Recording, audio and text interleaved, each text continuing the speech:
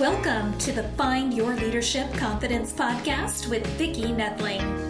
You are about to discover impactful lessons that help you grow as an individual, grow your confidence, and find the positive and good within you, so you powerfully and authentically become the best version of yourself. Be sure you visit our website at www.findyourleadershipconfidence.com.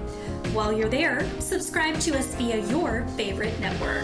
Now tune in, get ready, and enjoy the journey of emerging as a leader of exception in the 21st century. Welcome, everyone, to the Find Your Leadership Confidence podcast. I'm your host, Vicki Noethling, coming to you from Roswell, Georgia. The goal of this podcast is to bring topics and guests that will empower you to become that confident leader and take your business and your life to the next level. Today, I'm very excited to have with me Dr. Elizabeth Pritchard, and let me tell you a little bit about her. Dr. Pritchard is a distinguished international keynote speaker, researcher, and leadership coach from Aotearoa. Is that Aotearoa. Aotearoa, New Zealand. So another place to add to my bucket list of going. Currently based in Melbourne, Australia. She's a trailblazer in cultivating authentic leadership among women executives and leaders. And as co-founder and director of Women Authentic Leadership Training Institute, WALT Institute, Elizabeth's 3-decade career spans neuroscience, leadership, and research. Having triumphed over childhood adversity, Elizabeth serves as an inspiration for women to discover their influential voice and lead themselves and others toward success. We're going to talk about a subject that you all know I love to talk about, and that is breaking barriers, empowering women in the global leadership roles. Please join me in welcoming Dr. Elizabeth Pritchard. Welcome to the show. Thank you so much, Vicki. It's wonderful to be here today.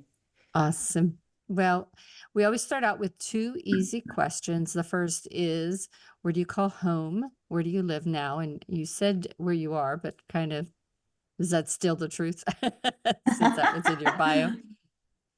Yes, definitely. So I'm definitely from Aotearoa, New Zealand. That is definitely my home. Every time I go there, my heart sort of leaps, and it's just like, oh, I'm connected with earth and sea and mountain and air, and that is definitely home. However, I've been here and making this my second home at this stage in Melbourne, Australia. So yes, Awesome. Bit Very of a global good. trotter. Yes, well, nothing wrong with that. So I gave a lot of your accolades about your journey, but there's always another story about, those pivotal moments in your career and the path that you took that really led you to do what you're doing today. So I'd love for you to share a little bit about that story. I think it probably, in relation to leadership, it started quite poorly in my experience when I was a new graduate occupational therapist. So I'd done my training and I went in for my first role as an occupational therapist, and I thought I knew things, as most people do. I just had 3 years of university and degree, and it was like, I know stuff.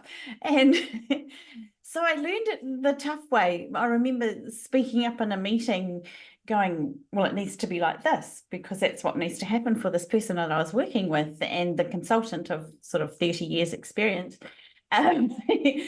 basically shot me down in flames. Oh. And I thought, oh, that didn't go so well. And I had lots of experiences like that where I kept thinking, I have this desire to lead and do what I do, but I was very clunky in knowing the skills around that and knowing how to do that. As a child, I was always very much the person who was very easily to step into leadership roles. People say of children, particularly women, unfortunately, that's the bossy children. And it was like, but that's not true. That's the people who are growing into their leadership, who are finding out how to inspire people and how to influence people in the most amazing way. And so a lot of my journey, I think, coming to why I do what I do now, has been all these little clunky moments of, oh my goodness, that wasn't a very good thing to do, or that didn't turn out the way I thought it might. And so they have been lots of my experiences on the way through. And in the last decade, as I sort of recognized that I do have something that I can share with people so they don't have to go through those clunky moments, so they don't have to make those big mistakes and feel terrible about themselves or other people, or end up hiding their light and not stepping into their leadership. Then I decided that it was like we formed Walter Institute, Christine Burns and I, and we create this place where we can teach and train and coach people into busting through the BS of what happened in the past and stepping into their true, authentic selves to take themselves and their life and their careers forward without always going back. Yeah. And questioning what you did too, which often happens. Yeah. So I think you really answered my next question, but which was, why are you so passionate about promoting women in global leadership? And for me, I think it's because there's just such a gap. There's just, in leadership in general, and not even looking at women, but there's the first thing that gets kicked out when you downsize or right size, whatever you want to call it, is training.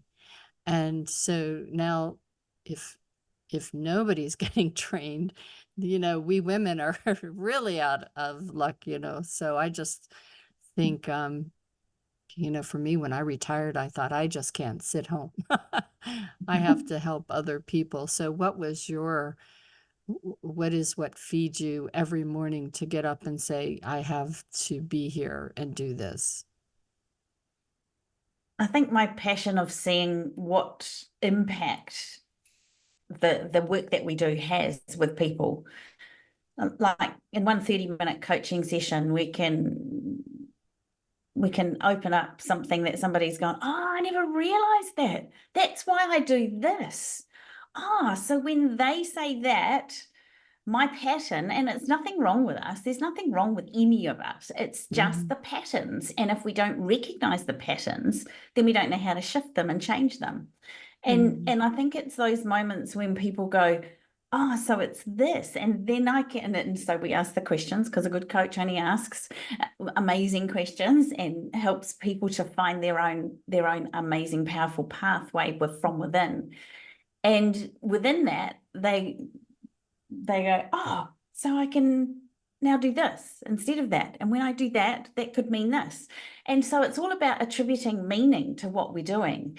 It's recognizing that every experience in the past gives each of us that superpower of strength and courage and determination and mental toughness and grit, so that we can keep on going. And I've learned the power of these things, and I see people opening up and recognizing and stepping into their amazing greatness. And it was like, why would I want to stop that? I know. So exciting. I tried it with a cat. It did not work. So how do you cultivate resilience? And I think this is so important now, because the world continues to change so fast. And, it's sometimes nice to get comfortable, but you will get knocked down when you try things new, and new is just inevitable. So how do you cultivate resilience and maintain that positive mindset, especially in the face of challenges that will come your way? So that's the first thing, like you said, things happen. Life happens, absolutely. And the first part of that resilience is to recognize that we attribute a meaning to whatever happens. It can be something that we might see is just a small thing, but for somebody else, it totally knocks them off their feet, and they're just sort of so disturbed by something and they're not sure what to do. Or it could be something that I interpret as just the biggest, toughest, hardest thing in my life, and I don't know what to do with it. Mm-hmm. But the first thing is to recognize that we all give some meaning to an event.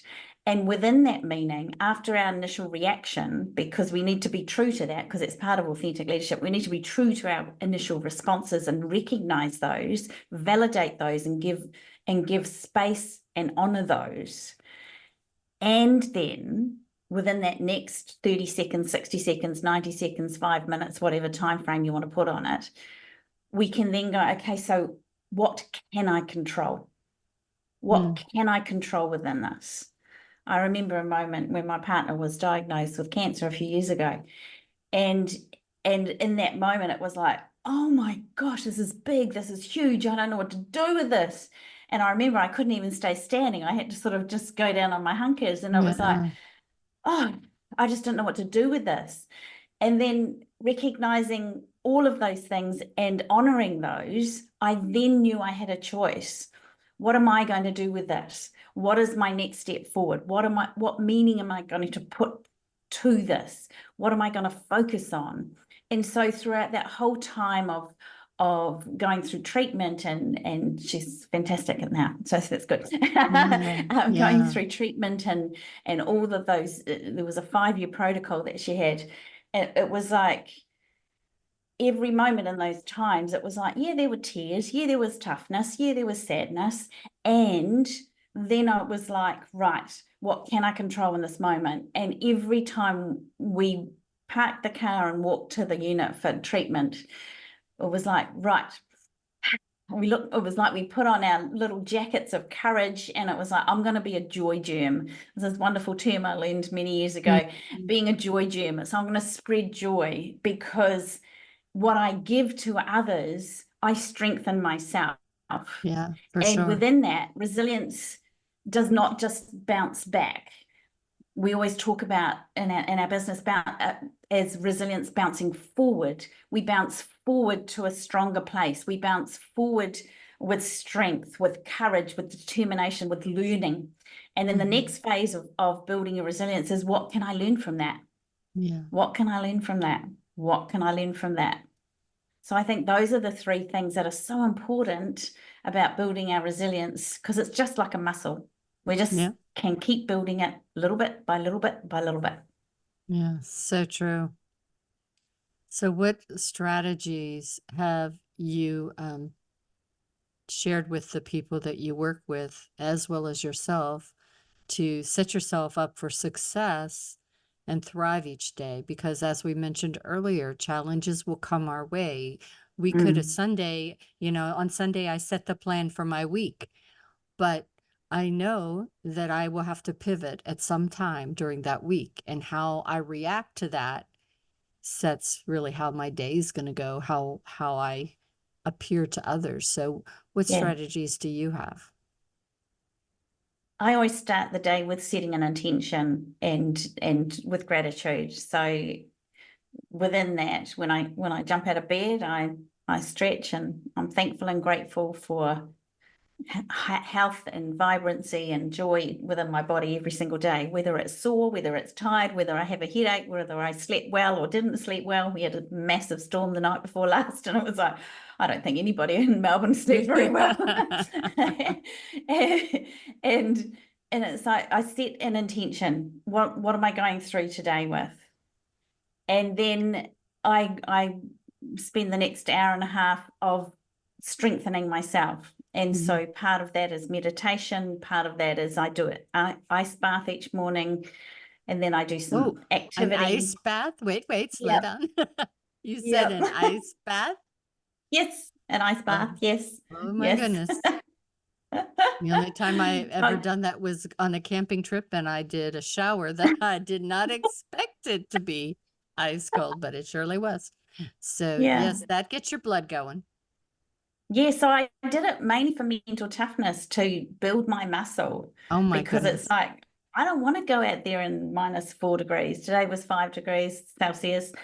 And I don't want to go out there when it's dark. I don't want to go out there when it's windy and when it's rainy or anything like that. And it was like, and I get up and I go and do it. And what it has taught me is that I have more within me. And I also am able to walk through those times of unfamiliarity. I'm able to go, I've made a decision, I'm doing it.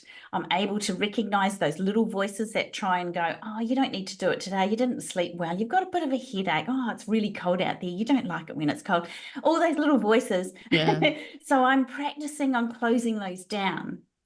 And that's about setting up your intention and going through the week and working through adversity as well, because it's like you set your intention and it's like, this is going to happen. I'm setting up me first. This is me. I look after me first. I create the way I show up, and we call it who we be.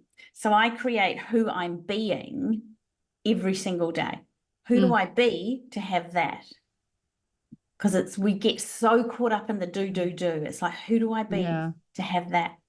And so setting myself up each morning is really important, because then when we call them fascinating things or scintillating things that come up instead of shock, horror, trauma, hard, difficult, I was like, oh, that's an interesting conversation I just had with somebody. Because instantly you're releasing different chemical reactions in your body, and so you feel different things. Because I can't just think my way out of things, because my body is in incongruence, because my body feels things through the chemical responses, through my experiences, through my history, all of that sort of stuff. It's all in my body. So I train myself to focus on different things, which releases different chemicals like serotonin, oxytocin, dopamine. And therefore I have more power, more strength, more emotional fortitude to keep going. Makes perfect sense. So discuss the importance, and you spoke of this in the beginning, of authenticity in leadership and how it's really continues to impact your journey. Yeah, it's an interesting thing, because some people think authenticity, that means that I can have whatever color hair and wear whatever I like and say whatever I like, and that's okay because I'm being authentic. It's not that. It's not about that.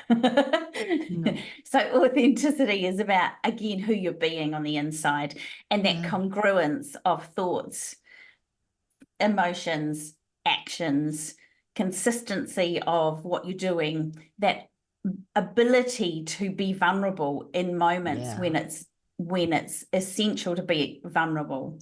Because if I come in here and I just tell you a whole lot of research, information and data, then you're like, oh yeah, that's interesting, cool, and you go away.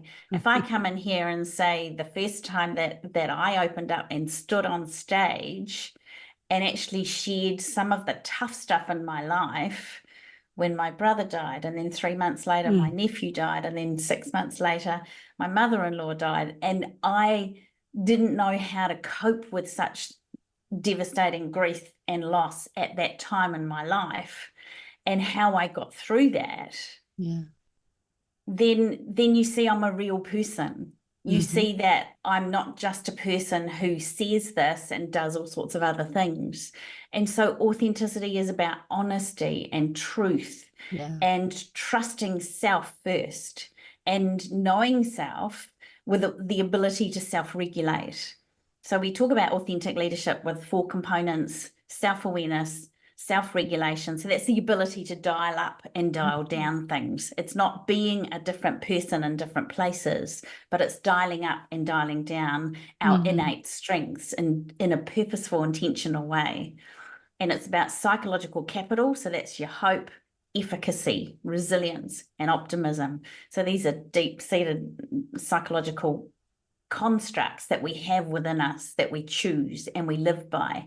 And then the last one is agency. So that's that take action, even if we don't feel like it, because we've said we're going to, and we're going to show up and we're going to do it. And we're going to do it with this attitude and intention and drive and passion, because that's who I be.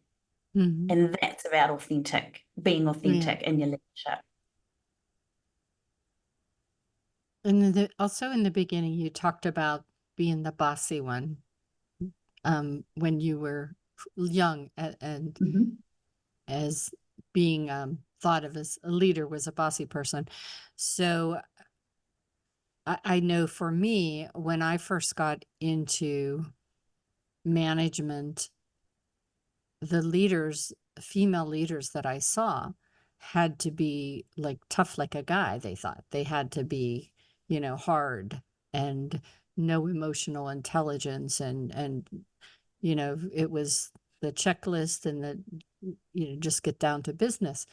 And it was so foreign and against what I felt whenever somebody was leading me. And so how do you balance between assertiveness and that empathy as a leader? And you can share a story or two if you have. Yeah. I think that's a really great sort of conundrum that many people go through, and still we come across people who are still like that. I was like, but I have to lead like a man. I have to be, manage the team like this, because that's what I've always seen and that's what I think is right. But again, there's that incongruence. There's that, is that who you are on the inside? It was like, no, I hate it. It's horrible. And I'm so exhausted and I think I'm hitting burnout. And it was like, because of that incongruence. And so we need to step into who we are being. And within that, it's so important to recognize things like the difference between emotions and emotional. Recognizing, being aware of, and being able to regulate your emotions is an absolute superpower. We teach this to men and women. It's an absolute superpower. It's not going around wearing your heart on your sleeve crying all the time. That is not what it is. So that's the wrong perception of a woman leader. Many of the most successful international companies actually have women in their top leadership roles, and people are recognizing the incredible richness that women leaders, good women, authentic leaders bring to teams and organizations. They're recognizing that now.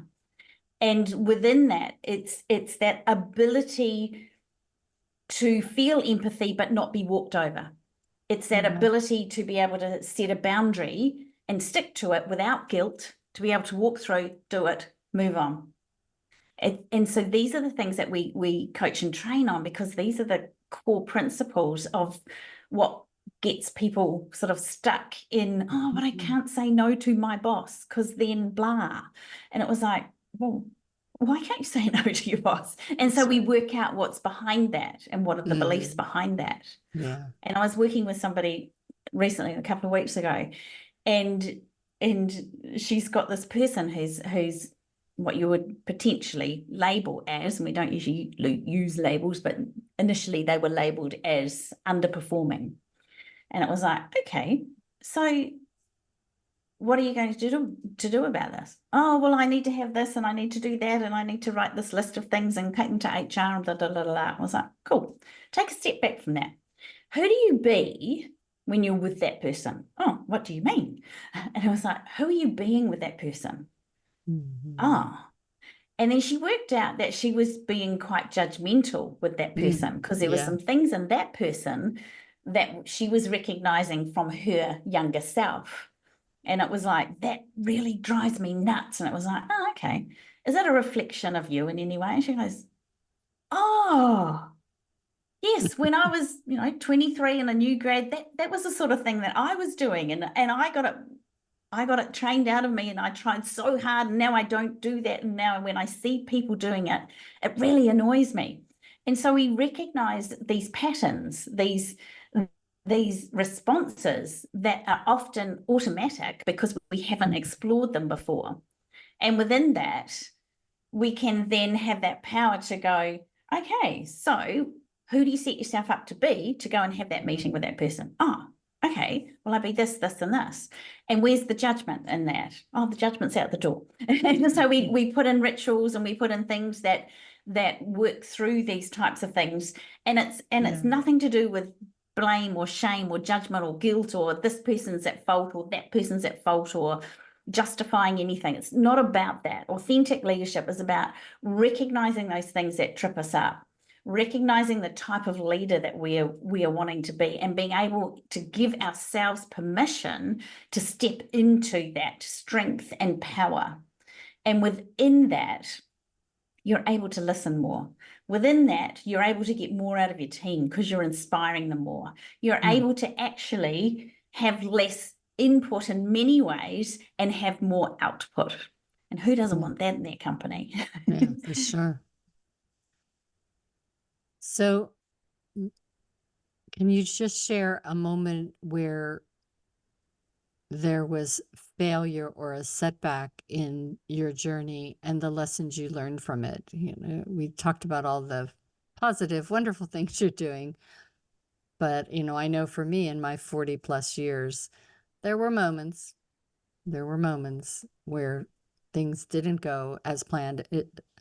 And even in times when I knew what to do, but maybe the emotional took over, and I didn't control that. So how about you? Any moments of failure or setback in your leadership journey? Absolutely. Otherwise, I wouldn't be We're human. I don't think. There you go. I was like, absolutely. I remember one moment. Now, this is being really vulnerable here, Vicki. Okay. So I was moving roles into this amazing consultancy role, and I had the interviews and all of that side of things. It was in my area of specialty, neuroscience and rehabilitation, and moving into a particular role. And they gave me, I think it was 4 weeks. They said, yep, that's fantastic. We'd love to have you on board. We will have everything out to you and we'll see you in 4 weeks. And then I didn't get any response from them. After that, it was like I was sort of asking for the contract and what's happening and la, la, la, la. And then I saw about week 3 into that 4 weeks, I saw that somebody was appointed that role, and I was livid. I was like, what? I was so livid. I was so angry. I remember I went outside. This is the bit that's a little bit vulnerable. I had one of those plastic chairs on the deck, and I grabbed it and I threw it to the ground, and I actually broke it. I was so angry, but it was a safe way to express my anger because nobody else was involved and nobody else was around. Except for that poor chair. The poor chair. And it was like, I've never really done this before in my life, but it seemed all this pent up frustration and anger. And it was like, how dare you do this to someone? And I think the lessons I've learned from even something like that at that time, to me, was devastating. I didn't know what I know now, and it was about 20 years ago, and I hadn't learned how to step into my truth at that stage. Otherwise, if it happened today, I would have totally done it differently, but that's fine. The things I learned from that is that I would never do that to anyone. That if I give somebody my word to employ somebody or even go out with somebody for coffee or whatever, it was like, I will carefully choose whether I'm going to do it or not going to do it. And then I will say I'm going to do it or not going to do it. And so within that, I've learned the ability to be more truthful with people, to recognize that if it's not a good fit in my business, then we're going to say, that's not really a good fit. We're not happy to proceed. And not sort of string people along or get them to sort of get their hopes up or whatever. And so I learned some valuable lessons from that. I also learned that there was some rage inside me that needed to be dealt with, and I don't have dealt with it. So out of every single thing that comes our way, it's like, what can I learn from this? With truth and honesty, if we're open and we're curious, we can learn from anything that comes our way, little, big, medium, whatever it is. And remember, it's just a meaning we put on that anyway. Yeah. So this is a great segue to my last question, and that is, what role does continuous learning and personal development play in your approach to leadership? I think it's incredibly valuable for myself and also for others. However, there's sort of 6 basic human needs: certainty, uncertainty, love and connection, contribution, growth, and one that's just flying out the door, me thinking about it. And so the growth is sometimes a primary human need of some people and not others. So therefore, not everybody may naturally seek that sort of daily injection of learning.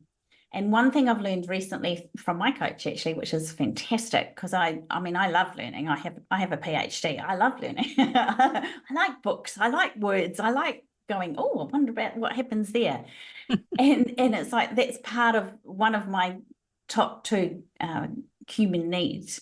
But within that, I've also learned that I don't have to sit down and read a whole book or listen to a whole 2-hour training or 3-week training and take copious amounts of notes to learn.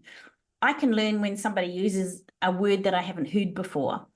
And I was like, that's an interesting word. I wonder what that means. And I can look it up later or talk to them about it or work it out myself. Then I can start using it. I can learn by walking a different way to my local cafe and going, oh my gosh, look at that house. That house is different. Oh, look, there's a different tree down there. I'm learning in different ways. So learning can be informal. It can be trickled in. It can come from those moments. Every time that I say to myself, what can I learn from this? I feel frustrated. What can I learn from this? I feel joyous and elated. What can I learn from this? That person is interesting. What can I learn from that? And so I can learn in so many ways. And I think often we think with leadership development, it has to be formal. And I think there's a whole breadth of things that it can be as well.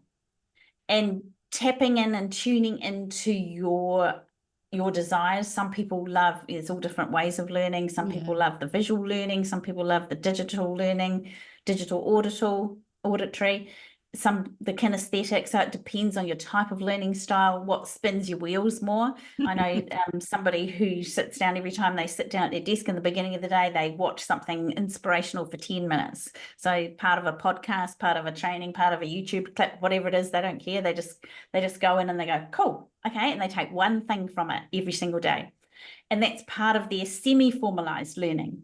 And so I think we can get more creative in our learning. And yes, absolutely love teaching and training, going into businesses and doing workshops and doing one-on-one coaching with people. Absolutely, there's a place for that. And I think there's also a breadth of opportunities that we often miss because we think we have to sit down with a pen and paper and take notes and learn formally.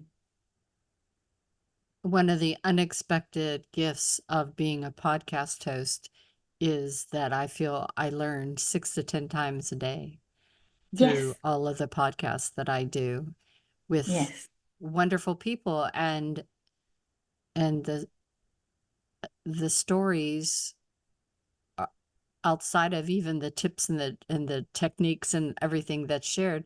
The stories are often learning lessons, and I really learned that from my young age, going to visit with my grandparents every week and sitting and having tea with them or cleaning house with them. And they would just tell me about their lives and their stories. And you learned from that subtly, but you learned. Absolutely. Well, it is time now for us to share the contact information, the slide that has everything that you need to know to be able to find Dr. Pritchard. And so if you are just listening, you can go to my YouTube channel, Vicki Noethling. You please subscribe, as well as the findyourleadershipconfidence.com. So for those that are listening, the website is waltinstitute.com. That's WaltInstitute.com. waltinstitute.com. On Facebook, it's Walt Institute, but capitalize the WALT, Walt Institute with capital WALT. And LinkedIn is Elizabeth Christine Walt Institute. Again, that's her name with her middle name there. So Elizabeth Christine. No, that's Christine, my business partner. Oh, it's her partner. That's right. Yeah. Exactly. So the two co-founders, Elizabeth Christine Walt Institute, and then Instagram, Walt Institute, and Twitter, same as Facebook, Walt Institute with those capital WALT. I'm going to turn it over to Elizabeth to talk about her call to action for today and things you might find when you visit her website, as well as any social media that she likes to spend the most time in so that you can DM her and get more quicker responses. Back to you. Fantastic. Thank you so much, Vicki. So yes, we have a number of ebooks, and we've got one that is on the page here, which is about cultivating authentic leaders. And so it gives you some basics of what authentic leadership is and some actions to take within that to grow your authentic leadership a little bit further. It's just a little tiny taster. We've got more on the website as well around, we've got a building resilience survival guide. We've got one about strengthening mental health, one about willpower and stress, and another couple of things that you can download from the website. Would love to have you contact myself or Christine. You can contact me at elizabeth@waltinstitute.com, which is straight through my email. We spend a lot of time on LinkedIn. We do have Facebook pages and groups. Some of them are private for our inner circle membership.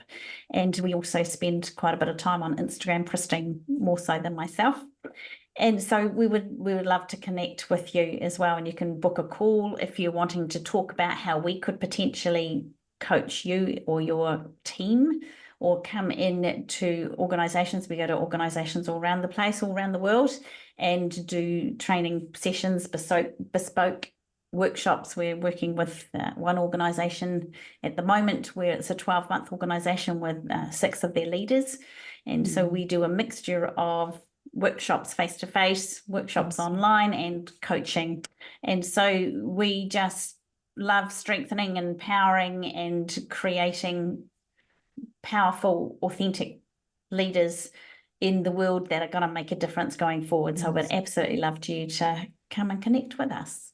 Fantastic. Well, Elizabeth, it's really been fantastic chatting with you. Again, as I said in the beginning, you and I are very aligned in what we teach and what we think about leadership. And I'm so glad that you're out there sharing what you know and your wisdom with the women in the world as well as men. I think maybe it gives me great joy to actually have a man start to understand how to lead in this more heart-centered way. Exactly. Yeah. And we find that too with some of the programs. We have half and half men and women, and it's exciting as they grow and develop their strength and their courage and their interactions and their understanding that there is a different way to lead and guide. And it's just all about inspiring and influencing yourself first. It has to start here first, authentic leadership, and then the people around you. Yeah. Thank you so much, Absolutely. Vicki. So as always, I remind everyone that life is a journey, and it's up to you to enjoy the ride. This is Vicki Noethling, signing off. Thank you for tuning into the Find Your Leadership Confidence podcast with Vicki Noethling, where we share impactful lessons that help you grow as an individual, grow your confidence, and find the positive and good within you so you powerfully and authentically become the best version of yourself. Remember to visit our website at www.findyourleadershipconfidence.com and enjoy even more great episodes like this one. Again, while you're here, subscribe to us via your favorite network. We look forward to seeing you next time on the Find Your Leadership Confidence podcast.